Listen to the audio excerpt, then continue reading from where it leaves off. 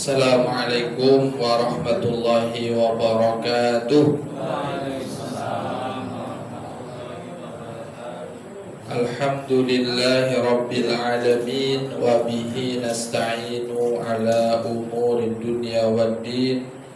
Wassalatu wassalamu ala nabiyyina Muhammadin wa ala alihi wa sahbihi ajma'in. Rabbi shrah li sadri wa yassir li amri wahlul 'uqdatam min lisani yafqahu qawli. Allahumma anfa'na bima 'allamtana wa 'allimna ma yanfa'una wa zidna ilma, amin ya rabbal alamin. Hadirin wal hadirat, bapak-bapak, ibu-ibu, jamaah sekalian yang dimuliakan oleh Allah.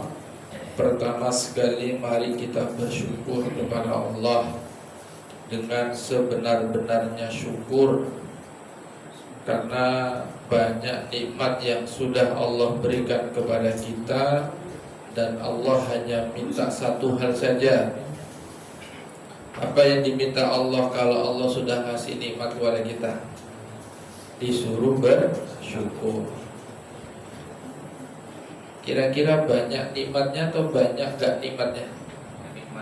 Banyak nikmat. Kalaupun ada di antara kita hari-harinya mungkin diberikan ujian, maka rumusnya ya sabar.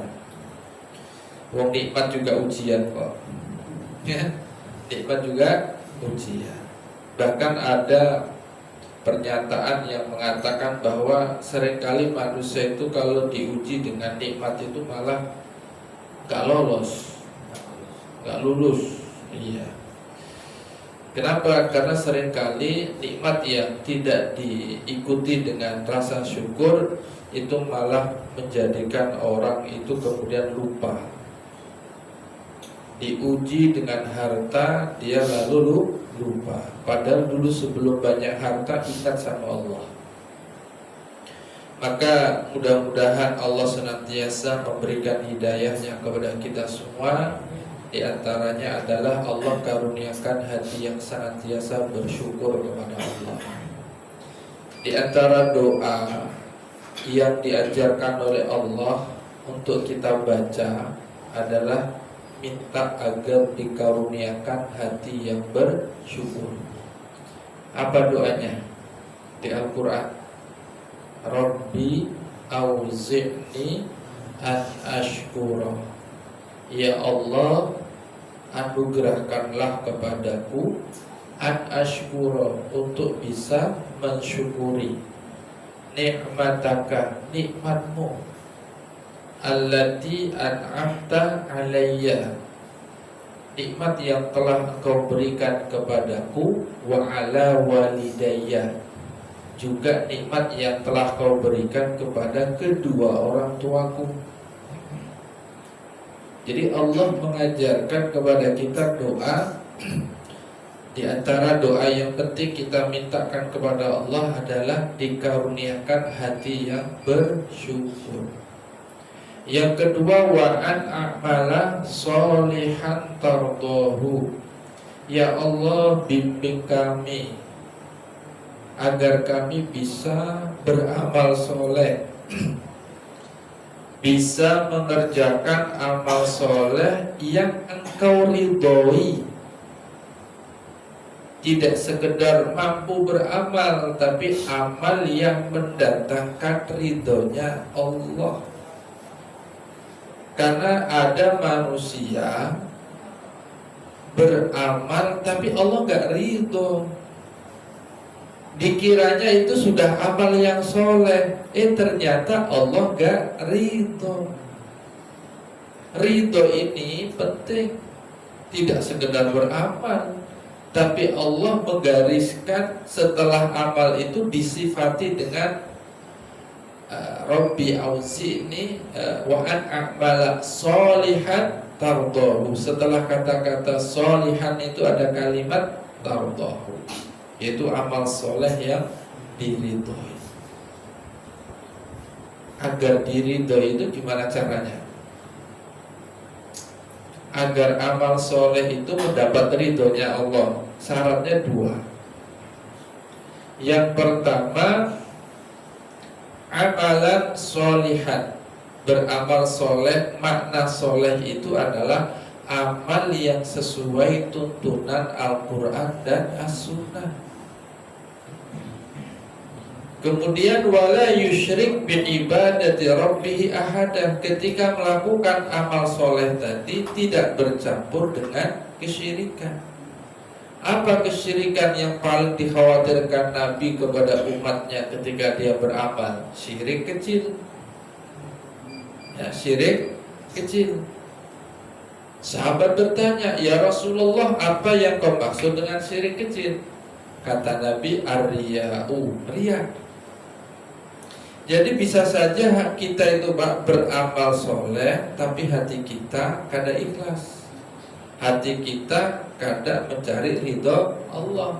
Maka ketika seperti itu syaratnya tidak terpenuhi untuk menjadi amal yang diridhoi Allah. Maka dua hal yang harus dijaga. Wa an a'mala sholihan tardahu wa aslih li fi zurriyati. Ya Allah, yang ketiga yang kita minta kepada Allah, ya Allah, berikanlah kepadaku kebaikan melalui siapa? Anak keturunanku. Jadi kita orang dewasa, orang tua, meminta kepada Allah agar kita dikaruniakan anak keturunan yang bisa memberikan kebaikan. Kebaikan orang tua itu yang paling berharga itu adalah anak yang soleh.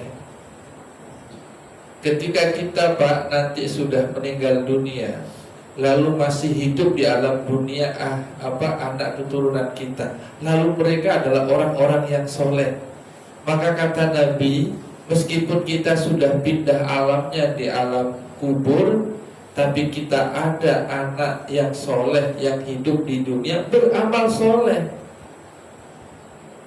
melakukan amal-amal kebaikan di dunia ini, maka pahalanya itu untuk si anak dan juga untuk orang tua. Itulah yang disebutkan oleh Nabi dalam hadisnya, idza mata ibnu adama inqata'a amaluhu. Jika meninggal anak cucu Adam, terputuslah amalnya. Artinya terputus itu kada bisa lagi beramal yang bisa menghasilkan pahala. Mau sholat, kada ada lagi sholat bagi orang yang sudah meninggal dunia. Mau berinfak, bersedekah, kada ada lagi orang yang perlu infak sedekah kita di alam kubur tuh. Kada ada lagi. Maka yang diharapkan masih memberikan pahala itu siapa? Doa dari anak-anak yang soleh. Maka kata Nabi, selain sedekah jariyah au ilmin yuntafa'u bihi, maka berikutnya adalah waladun sholihun yad'u lahu, anak soleh yang mendoakan orang tuanya. Maka kita juga berdoa, berdoa agar diberikan anak keturunan yang soleh. Bapak Ibu sekalian yang dimuliakan oleh Allah Subhanahu wa ta'ala, untuk itu mari kita senantiasa menjaga hati kita agar senantiasa bersyukur kepada Allah. Malam ini kita akan melanjutkan pengajian kita dengan mengkaji salah satu akhlak yang mulia kita kepada Allah. Jadi kita ini Pak, berakhlak itu kada sesama manusia aja, tetapi juga berakhlak yang baik kepada siapa? Allah. Di antara akhlaknya seorang hamba kepada Tuhan yang menciptakannya adalah meminta ampunan kalau kita berbuat salah. Caranya gimana? Dengan membaca istighfar dan bertaubat. Ini akhlak.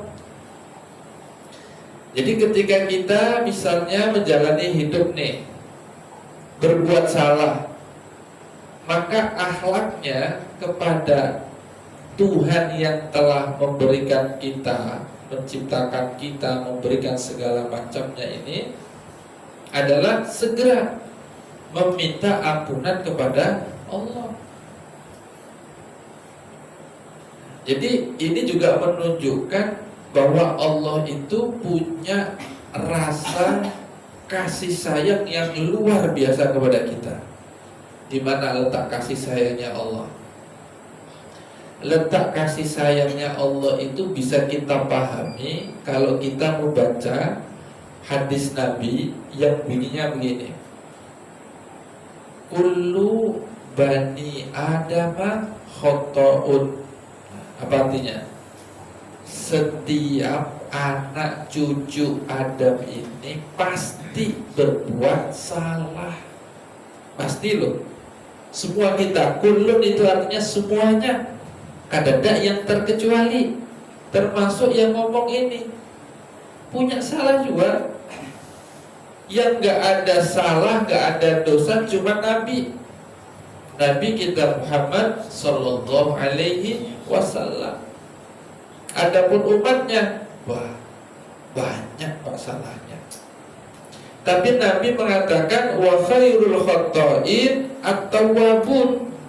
Tetapi sebaik-baik orang yang berbuat salah tadi adalah mereka orang-orang yang bertaubat. Jadi bersalah itu sudah tabiat kita. Tapi di sisi yang lain Allah itu memberikan cara agar kesalahan kita ini nanti tidak berakibat kita diazab di yaumil akhir. Caranya gimana? Dihapus. Cara hapusnya apa? Baca istighfar dan bertaubat. Maka di Al-Quran akan kita bacakan beberapa ayat Al-Quran yang Allah itu berkali-kali mengingatkan kepada kita untuk bertaubat dan meminta ampunan kepada Allah. Ayat yang pertama, Quran Surah An-Nur, Surah ke-24 ayat 31. Allah Subhanahu wa ta'ala berfirman, wa tubu ilallahi jami'a. Dan bertaubatlah kalian semuanya, jami'an, semuanya, ilallah, kepada Allah. Ayyuhal mu'minun, wahai kalian orang-orang yang beriman. Jadi Allah menyuruh kepada kita ini bertaubat. La'allakum tuflihun, agar dengan bertaubat itu nanti kamu menjadi orang-orang yang beruntung. Karena kita itu punya dosa, kalau gak diistighfari, kalau gak ditaubati, maka dosa ini nanti akan membawa kesialan buat kita, mengundang murkanya Allah, mengundang siksanya Allah. Maka Allah perintahkan sebagai bentuk kasih sayangnya kepada kita orang-orang beriman, Allah perintahkan wa tubu ilallahi jami'a. Bertaubatlah kalian semua kepada Allah Subhanahu wa ta'ala la'allakum tuflihun, agar kalian menjadi orang-orang yang beruntung. Kemudian Quran Surah At-Tahrim, Quran Surah At-Tahrim ayat yang ke-8. Ya ayyuhalladzina amanu tubu ilallahi taubatan nasuha asa rabbukum ayyukaffira ankum sayyiatikum wa yudkhilakum jannatin tajri min tahtihal anhar. Kata Allah Subhanahu wa ta'ala, ya ayyuhalladzina amanu, panggilan sayang kepada kita. Wahai hamba-hambaku yang kusayangi, orang-orang yang telah beriman kepadaku, tubu ilallah, bertaubatlah kalian semua kepada Allah. Taubatan nasuha, dengan taubat yang sebenar-benarnya taubat. Nanti akan kita jelaskan yang dimaksud dengan taubatan nasuha itu yang kayak apa. Ya, nanti akan kita jelaskan. Asa rabbukum ayyukaffira ankum sayyi'atikum. Mudah-mudahan dengan kamu bertaubat itu nanti Allah akan menghapuskan sayyi'atikum. Sayyi'at itu artinya kesalahan-kesalahan, keburukan-keburukan, dosa-dosa yang pernah kita kerjakan. Sayyi'at kita itu akan yukafir, dihapus, ditutup. Jadi kafara itu artinya ditutup, Pak. Berarti maknanya ya ini awalnya ada, ditutup begini sehingga gak kelihatan lagi, atau dihapus sama sekali sehingga gak ada bekasnya lagi. Nah itu namanya yukafir. Setelah kita bertaubat, dihapus dan ditutup kesalahan kita oleh Allah, Allah juga memberikan sebuah balasan, wa yudkhilakum jannah. Allah akan memasukkan kalian ke dalam surga, tajri min tahtihal anhar, yang di dalam surga itu mengalir sungai-sungai yang indah yang kadang mengganggu kita lagi. Sungai Martapura itu mengganggu apa, Pak? Jalan kita rusak. Gak ada lagi cerita yang kayak itu di surga itu, meskipun banyak sungai, Pak. Mungkin ada bertanya, karena di hadis itu kan dijelaskan ada sungai yang isinya itu bukan air tetapi madu, ada yang isinya susu. Apakah ada basisan di sungai susunya itu? Apa gak banyak semutnya? Kada. Itu kan pikiran kita di dunia, di akhirat gak kayak itu. Meskipun namanya sama tetapi berbeda. Kata Nabi ketika Nabi menjelaskan gambaran indahnya surga itu, ma'ainun ra'at wala uzunun sami'at, gak bisa dibayangkan dengan mata kita atau dibayangkan dengan telinga kita, wala khotor ala basar, bahkan pikiran kita kan sampai kayak apa itunya, kada kawan dibayangkan. Nah, jadi sudah 2 ayat, Pak, perintah Allah kepada kita untuk bertaubat, ya, bertaubat. Kemudian Nabi juga menyampaikan dalam sebuah hadisnya diriwayatkan oleh Imam Muslim, ya ayyuhan nas, wahai manusia, tubu ilallah, bertaubatlah kalian kepada Allah, wastaghfiruhu, dan minta ampunlah kepada Allah. Jadi 2 amalannya, bertaubatlah dan minta ampunlah. Bertaubat itu artinya kembali, istighfar itu minta ampun. Maka di antara zikir yang bagus untuk kita baca adalah dengan kalimat astaghfirullah wa atubu ilaih. Singkat, Pak. Astaghfirullah wa atubu ilaih. Apa artinya astaghfirullah? Ya Allah, ulun minta ampun. Wa atubu ilaih, dan kepadamulah aku bertaubat. Nah itu diperintahkan oleh Nabi. Ya, tubu ilallah wastaghfiruhu, bertaubatlah kepada Allah dan meminta ampunanlah kepada Allah. Fa inni atubu ilaihi fil yaumi, sesungguhnya aku, kata Nabi, dalam sehari semalam aku itu tidak pernah lepas membaca istighfar itu mi'ata marrat. Berapa artinya mi'ah? Mi'ah 100. Memang ada hadis yang nyebut sab'un itu 70. Ada juga riwayat Muslim ini menyebut berapa? 100. Maka para ulama itu memberikan makna dengan angka-angka itu menunjukkan banyak. Bisa saja Nabi dalam prakteknya lebih dari ini. Jadi disebut 70, disebut 100 itu untuk menggambarkan apa? Banyak. Berarti boleh tidak beristighfar, bertaubat lebih dari 100? Boleh. Semakin banyak kita berzikir untuk minta ampunan, ya semakin bagus. Memang itu yang diperintahkan oleh Nabi. Maka kata Nabi, fa inni atubu ilaihi fil yaumi mi'ata marrat. Aku sehari semalam itu kada kurang membaca istighfar itu 100 kali. Siapa yang baca itu? Nabi.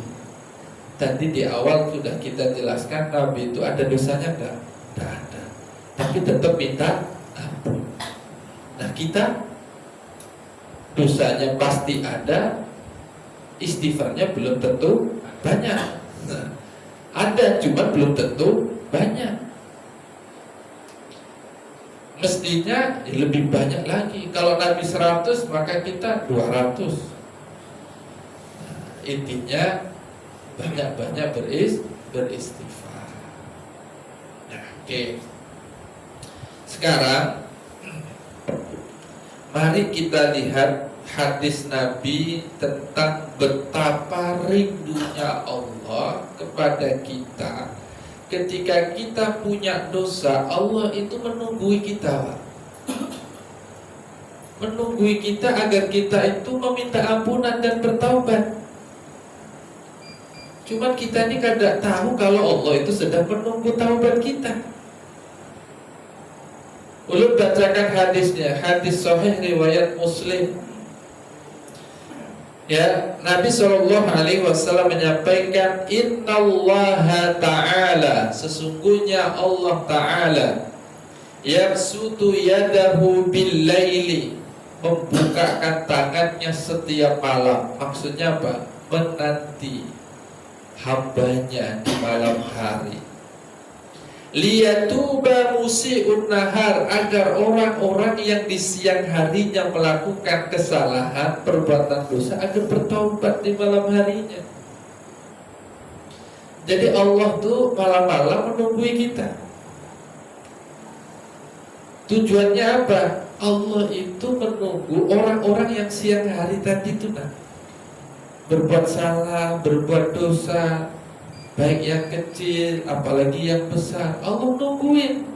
Ayo, tak tungguin malam ini, minta ampun. Tapi tidak semua kita menyahuti panggilan Allah. Wa yabsutu yadahu bin nahar.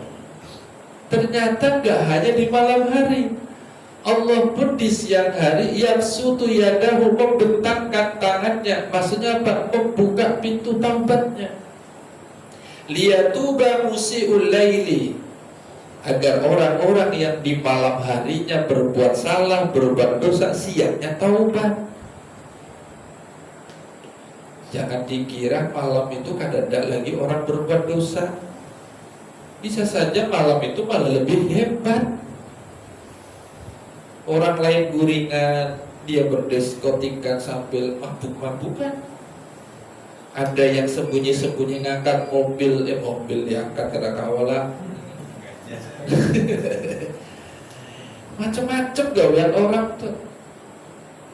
Di saat orang lain lengah, dia memanfaatkan situasi itu untuk yang lain-lain. Yang jelas itu perbuatan dosa. Meskipun demikian, Allah itu loh Pak, bentuk sayangnya, malam hari Allah memberikan kesempatan. Yang di siang harinya berbuat dosa ditungguin di malam harinya, yang malam hari berbuat dosa ditungguin di siangnya. Pertanyaannya, sampai kapan Allah kayak itu?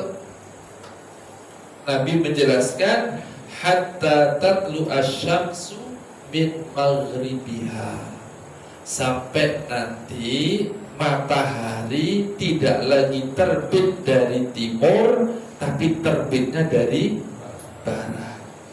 Kalau terbit dari barat itu maksudnya apa, Pak? Kiamat sudah. Karena terbitnya matahari dari barat itu adalah tanda besar akan datangnya hari kiamat. Karena ulama menjelaskan ada tanda-tanda kecil, ada tanda-tanda besar. Tanda-tanda kecilnya apa, Pak? Dalam hadis Nabi misalnya, Nabi menjelaskan nanti akan ada zaman di mana di akhir zaman itu orang-orang yang dahulu bertelanjang dada, bertelanjang kaki, gawiannya ngangon unta, ngangon kambing, nanti akan berlomba-lomba membangun bangunan yang tinggi-tinggi. Itu hadis Nabi kayak gitu.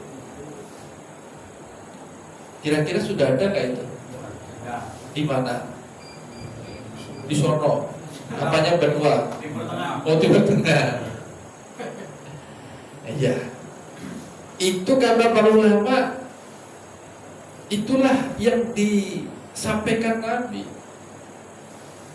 Berarti kita itu sebetulnya sudah mulai tanda-tanda menuju kehancuran dunia ini sudah ada tanda-tanda kecilnya. Ya, benar. Daerah Timur Tengah itu dahulu sebelum minyak dieksplorasi, maka kehidupan orang Arab Timur Tengah pada umumnya itu ya miskin, Pak. Miskin. Tapi ketika minyak itu ditemukan, lalu diolah menjadi ya sesuatu yang berharga, maka jadi negara yang kaya raya. Dan ternyata bangunan tertinggi di dunia saat ini itu ya ada di Timur Tengah. Bahkan gak mau kalah, Arab Saudi pun mau bangun yang lebih tinggi daripada Burj Khalifa. Ya. Itu memang sudah diprediksi sama Nabi. Nanti akan ada manusia yang berlomba-lomba membuat gedung yang paling tinggi. Dulu kita Indonesia bangga punya Monas. Gak ada apa-apanya itu, Pak, sekarang. Jauh sudah.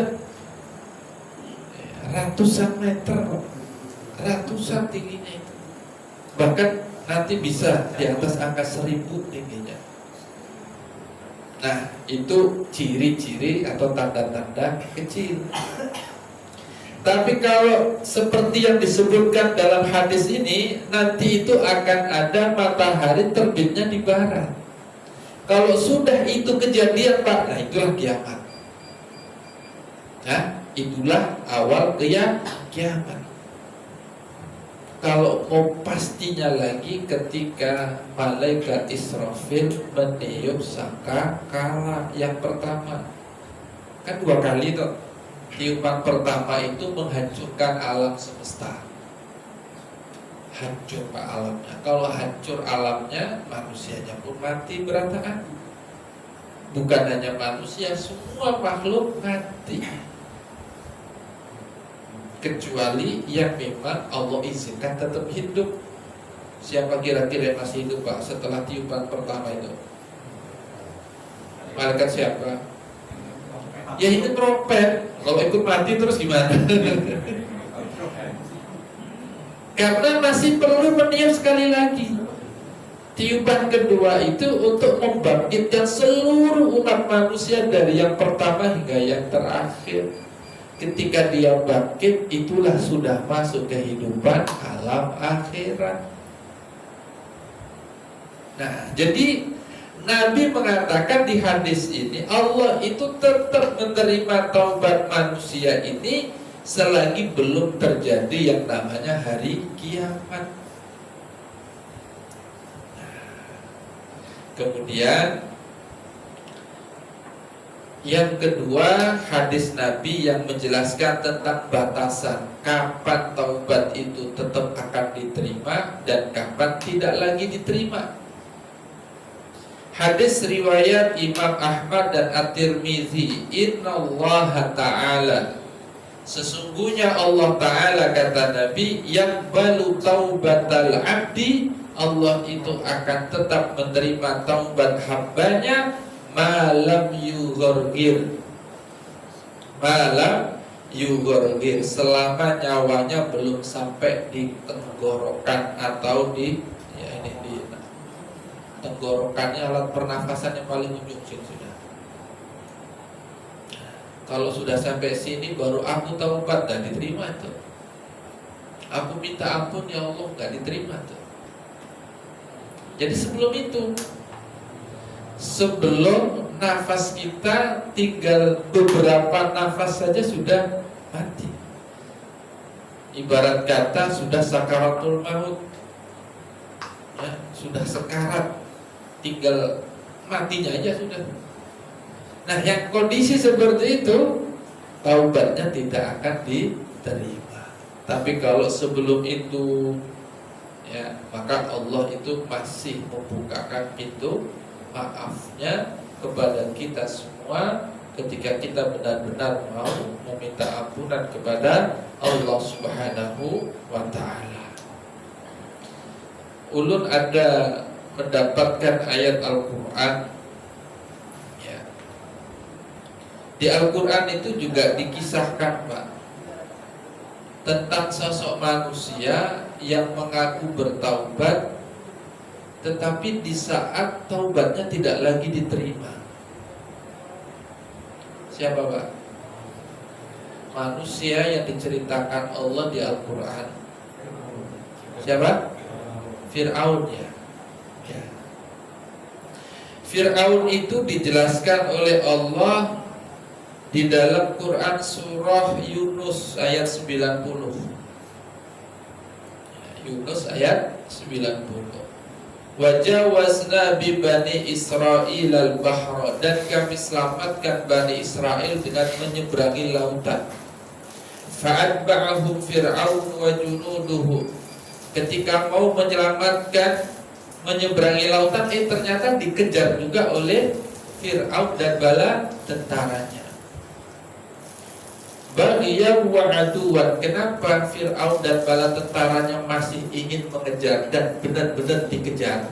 Karena Fir'aun itu masih ingin menindas Bani Israel. Jadi Bani Israel itu, Pak, diselamatkan Nabi Musa, diperintahkan oleh Allah karena selama itu Bani Israel itu ditindas oleh penguasanya, yaitu Fir'aun. Maka Allah perintahkan dibawa lari, ya, untuk diselamatkan dari kekangan Fir'aun. Nah, di sini ada peristiwa yang Allah sebutkan, hatta idza adrakahul gharaqu, ketika Fir'aun itu sudah tenggelam di tengah lautan, sudah hampir mati karena tenggelam di lautan. Qala, dia berkata, amantu. Apa artinya amantu? Aku beriman. Annahu la ilaha illalladzi amanat bihi Bani Israil. Aku beriman dengan Tuhannya Bani Israel. Yang dimaksud Bani Israel di sini adalah Bani Israel yang mengikuti ajaran Nabi Musa. Berarti Tuhannya sama dengan Nabi Musa, yaitu Allah Subhanahu wa ta'ala. Jadi di kondisi seperti itu, di saat dia sudah mau mati karena tenggelam di lautan, dia baru berkata, amantu, aku beriman. Wa ana minal muslimin, dan aku termasuk orang muslim. Kata siapa? Kata Fir'aun. Tapi Allah Subhanahu wa ta'ala menjelaskan, falam yaku yanfa'uhum imanuhum, maka tidak bermanfaat sedikit pun pengakuan iman mereka. Tidak ada lagi gunanya, ya, tidak ada lagi gunanya. Karena ibarat pian nukar pulsa, Pak, meskipun di situ masih ada saldonya 100.000, tapi masa aktifnya sudah kadada lagi. Biar pincet-pincet ya kan tidak nyambung lagi, Pak ya. Harus diaktifkan ulang. Nah, karena memang dibatasi hanya sebulan. Lewat sebulan ya kada bisa lagi, kecuali diisi lagi. Masalahnya nyawa nggak kayak itu. Nyawa itu kalau sudah diambil, dipisahkan ruh dengan jasadnya, Allah nggak balikkan lagi, nggak dikembalikan lagi ke alam dunia. Kalaupun dikembalikan ruh itu ke jasadnya, itu pindah alam sudah. Ada lagi di alam dunia, tapi di alam barzah atau alam kubur. Karena sudah pernah saya bacakan hadisnya di sini ya. Orang ketika meninggal dunia itu ruhnya dikembalikan ke jasadnya, lalu didudukkan, ditakuni ruh tadi dengan beberapa pertanyaan oleh malaikat Munkar dan Nakir. Ketika nggak bisa jawab, dipetuk sampai hancur, berteriak keras sampai dijelaskan oleh Nabi, teriakan orang yang ada di alam kubur itu didengar oleh seluruh makhluk yang ada di sekelilingnya, kecuali jin dan manusia yang tidak bisa mendengar. Pernahlah ada yang teriak-teriak di kuburan, paling nyari kambingnya, ada kambingku teriak-teriak, oi. Kalau ini yang dimaksud itu teriakan ahli kubur, orang yang sudah ditanam di kubur tuh. Kecuali yang Allah izinkan. Manusia diizinkan oleh Allah bisa mendengar suara di alam kubur itu siapa?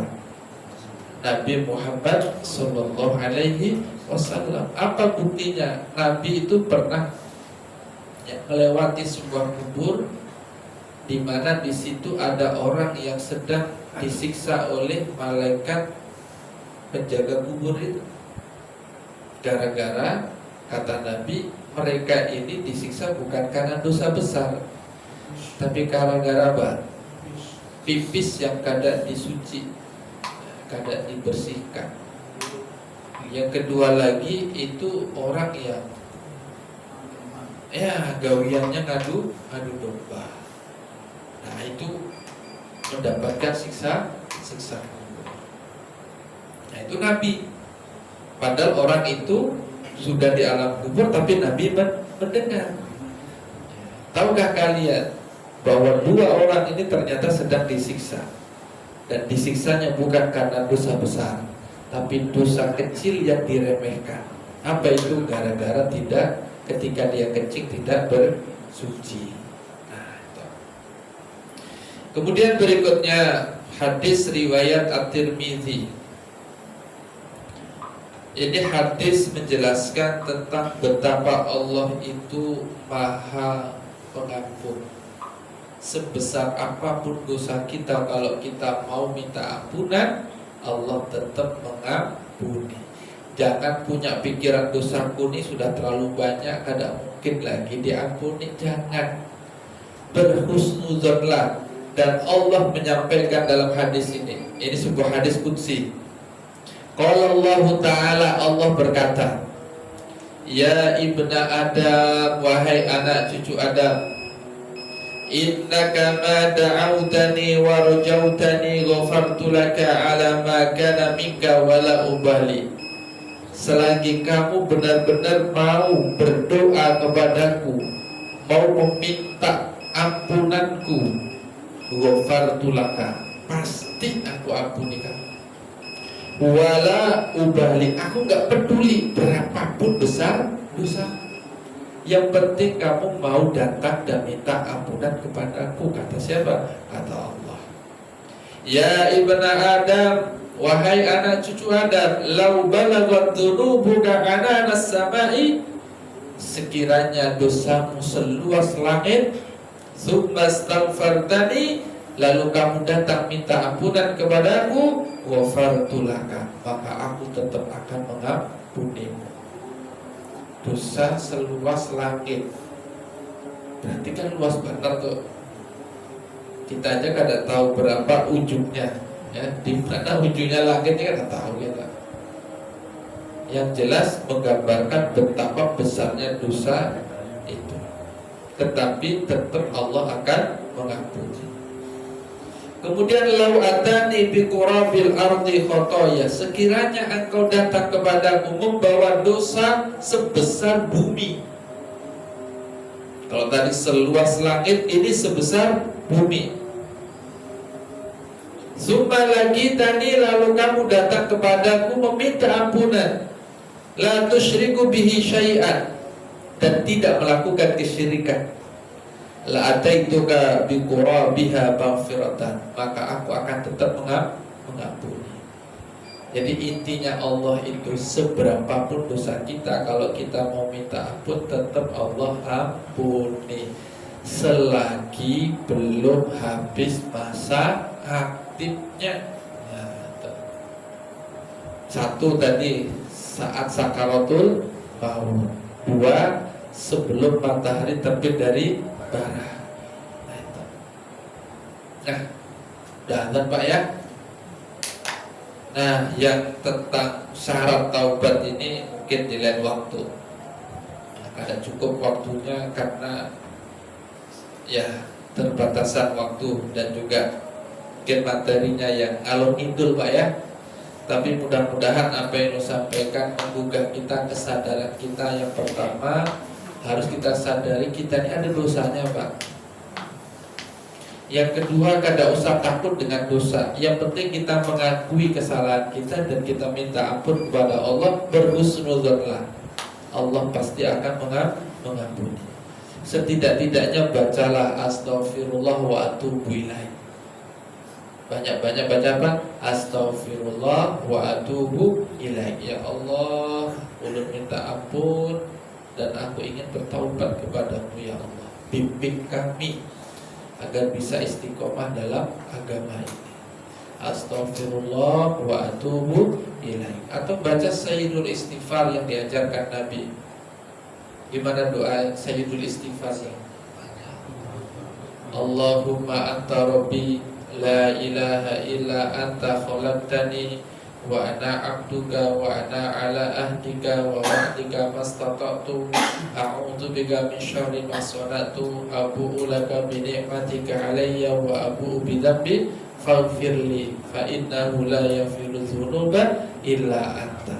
Kalau hafal itu bagus lagi Pak. Itu oleh Nabi disebut dengan Sayyidul Istighfar. Istighfar terbaik itu.